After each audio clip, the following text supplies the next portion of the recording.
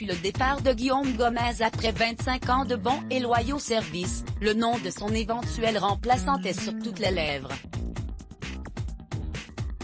Il s'agirait de Christelle Bruat, une chouchoute de Brigitte Macron, qui pourrait bien devenir la nouvelle chef des cuisines de l'Élysée. À propos de Brigitte Macron, aurait-elle encore frappé?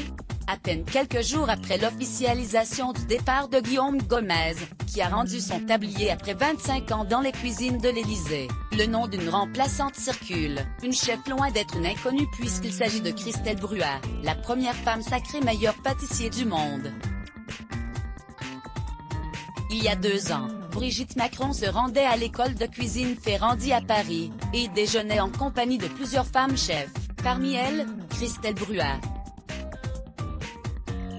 Quelques mois plus tard, l'ancienne chef pâtissière du Préquet Talent, une adresse parisienne très appréciée des fins gourmets, quitte le restaurant dans lequel elle aura travaillé 16 ans, direction les cuisines de l'Élysée. Au Palais, la pâtissière a, selon les informations de RTL, occupé tous les postes. Alors qu'elle était jusqu'ici en charge de la pâtisserie du Palais, Christelle Bruat pourrait bien obtenir la promotion de sa vie, une nomination qui ne serait pas pour déplaire à Brigitte Macron, qui surveille de très près les cuisines de l'Élysée. Invité sur le plateau de BFM Télévision en décembre dernier, Guillaume Gomez avait d'ailleurs révélé un détail précieux sur le rôle primordial de l'épouse d'Emmanuel Macron en ce qui concerne les menus servis. « J'ai un rendez-vous hebdomadaire avec Madame Macron.